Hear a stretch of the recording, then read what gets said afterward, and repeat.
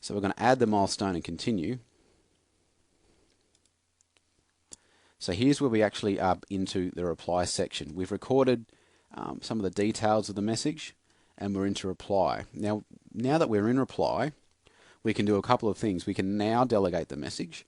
Now that we've edited the details and the milestone, we can actually delegate it to somebody else to actually write the reply from, or we can reply to it ourselves. So we're going to select to reply to it ourselves, and we're going to use that email address we just entered to reply. Now when you reply, you can use any of the types of messages that you have details for that particular contact. So for example, if they had a mobile number, you would be able to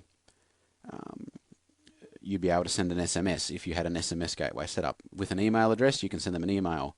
If they provided a normal phone number, you can record a phone call. Not the voice of, only a text details of. VoIP has not been integrated into RDS as yet. Or if it's a letter, you can choose to actually write a letter, which the system will then generate and then send a PDF for printing. But we're going to reply via email. You can see here I have multiple email addresses as an admin that I have access to send from. I'm just going to use street because that's where it was sent to, street@cvc.tv. If a user has multiple email addresses, we can select one of those email addresses.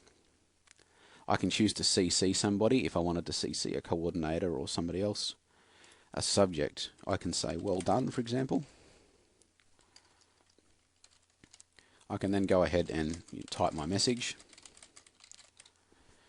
with whatever that might be, and then it automatically added a signature that's set up for me as a user as well. So I can, in fact, you can customize the signature as a user of RDS. So it's just added God bless George because that's my signature. So then from there, if we're happy with what we've done, we can either save it as a draft to come back to later, or we can send it. So we're going to send that email. And then we get a message, reply has successfully created and placed in queue. So that's done. We've responded to that one. Good work. And you'll also notice it's been removed from our inbox because we've dealt with it. It's out the system, and we can move on to our next message. Some of the other things we'll go through, just finishing off the inbox section, is the searching functionality. So you'll notice at the top here, we've got something called quick search.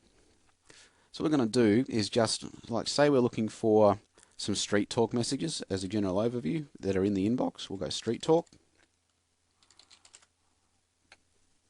So here you can see messages that contain street talk, either current inbox messages, or this will also search previous inbox messages as well.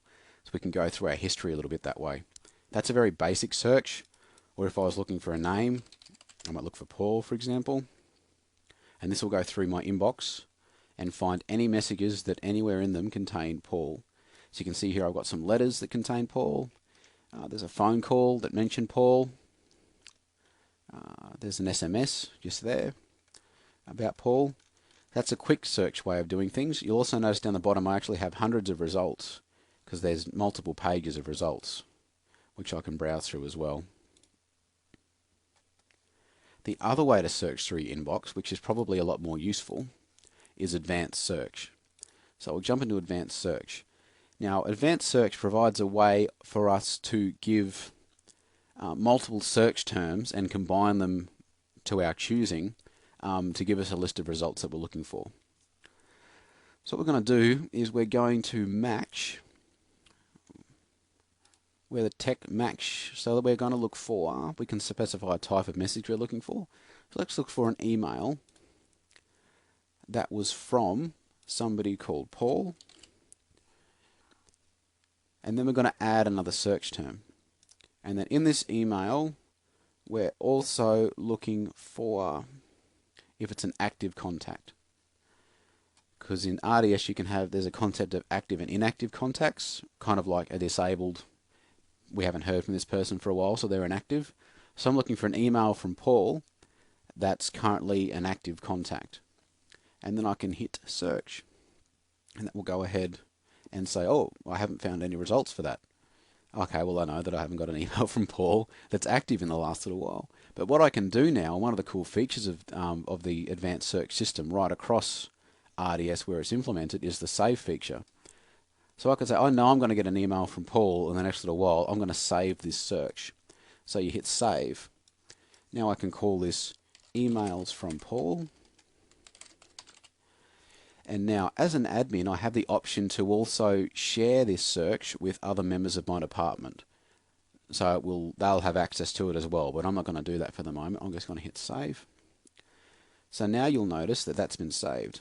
So if we go back to our inbox, you'll notice in this drop down now, I now have an option to use my emails from Paul filter or back to my inbox filter again, the standard my inbox, which is loading. So in that way, you can quickly create a list of custom fields. So there's my inbox again. You can quickly create multiple searches that you might use on a day-to-day basis. I know we have announcers here that will look for messages that contain a certain keyword that have come in the last 3 days so that they can stay on top of the current messages in their show. Or they might, if they're live on air, they might search for messages from the last half a day that are relating to them on air at the moment. So they can create multiple searches and they're all available from this drop-down box directly. So that's a very basic overview of the inbox module and the basic process of replying, the basic process of delegating, and also some of the search features of RDS as well. In the next video, we're going to jump in and take a look at the next icon or the next section along the top here, which is the contacts module.